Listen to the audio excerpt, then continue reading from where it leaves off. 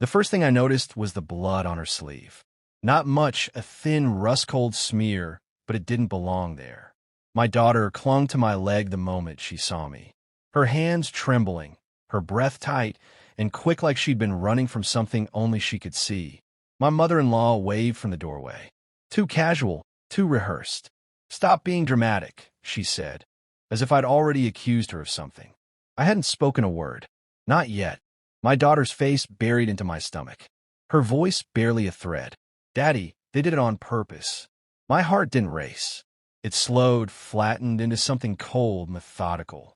I carried her to the car. They watched from the porch. For silhouettes, perfectly still, perfectly silent, like they'd already agreed on their version of the truth. I buckled her in. She winced. The blood on her sleeve wasn't an accident. I knew that before the doctor confirmed anything. But I needed the words. I needed the moment. And when the doctor stepped into the room, eyes heavy, tone measured, he gave me exactly what I came for. "Your daughter's story is consistent," he said. Consistent. A polite word for real. A sterile confirmation of the betrayal I had been trying not to name. I thanked him calm, always calm. On the drive home, my daughter slept, but I didn't blink. Something had shifted, and there was no going back. The truth didn't appear all at once.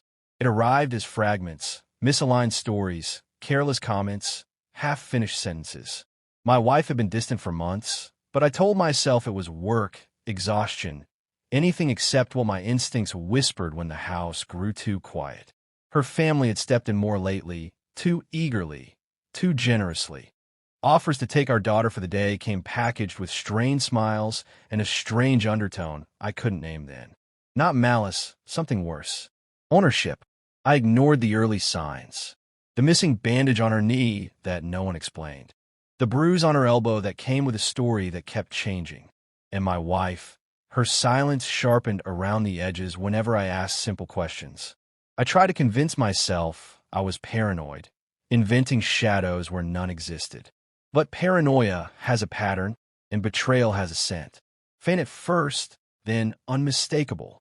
The night before the bleeding incident, I overheard my wife whispering to her mother in the kitchen. A name, a lie, a promise I didn't understand then, but I remembered every syllable. And when my daughter looked at me with wide, frightened eyes later, whispering that they did it on purpose, that name resurfaced in my mind, a reminder that this wasn't a single moment. It was a culmination, something orchestrated, something hidden beneath the polite veneer of family. I didn't confront anyone. Confrontations are for people who want explanations. I wanted proof. I moved through the house like a ghost, collecting details. I checked old text messages, deleted ones too. My wife wasn't as careful as she thought. I noted dates, times, patterns. I reviewed security footage from our porch. Short clips, small gestures, but they said enough. The way her mother pulled my daughter by the wrist too hard. The way my wife looked away. The way they treated discomfort as inconvenience. I requested copies of medical records from every visit I vaguely remembered. I made it seem casual, routine, but the nurse didn't look convinced when I said, "I'm just organizing family paperwork." The truth was uglier than I expected. Repeated injuries, all dismissed with the same explanation in my wife's handwriting. My daughter never told me. She didn't know how to. Children think suffering is just another rule adults make them follow. I stayed composed, a quiet man in his own home, moving with purpose between drawers, files, and digital traces. My wife noticed a shift. She watched me more closely. She asked what I was doing. "Just cleaning," I said. Inside, another truth was forming. This wasn't only about my daughter. It was about control, about my wife choosing loyalty to her family over her own child, about betrayal, wearing the mask of tradition. I didn't raise my voice. I didn't break anything. I simply waited for the final piece. The doctor's report arrived in my inbox at 6:14 a.m. I read it once, then again, slower. Deliberate injury, neglect, inconsistent accounts from caregivers. Everything I already knew, now written by someone whose words carried weight. I printed the report, folded it, slipped it into my jacket pocket. My wife was in the kitchen, pretending to read messages on her phone. She didn't look up when I entered. I placed the paper in front of her. No words, Her hands trembled before she even unfolded it. She read it fast, like someone hoping speed might change the meaning. Then slower, the way people read when denial is losing its grip. Her face collapsed, not into guilt, but into fear.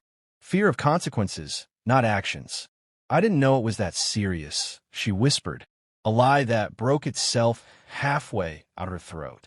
I just watched, cold, quiet, resolute. She reached for me. I stepped back. The distance was intentional, permanent. I didn't yell. I didn't accuse. I simply handed her my phone. A single message drafted and ready.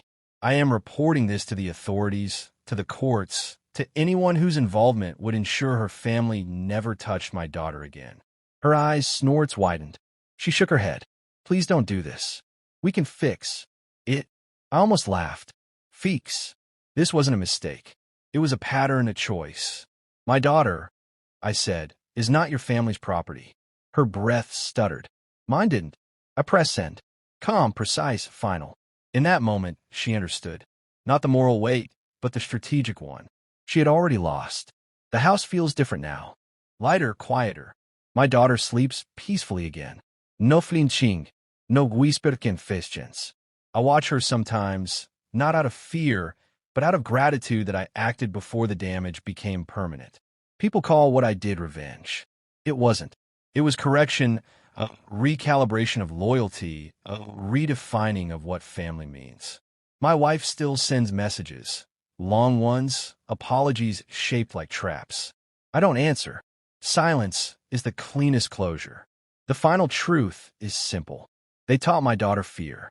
I taught her that fear ends with me. Thanks for watching. Don't forget to like, share, and comment. Subscribe now to Cheating Stories Insight World for more amazing stories. Thanks for watching. Don't forget to like, comment, and share. Please subscribe.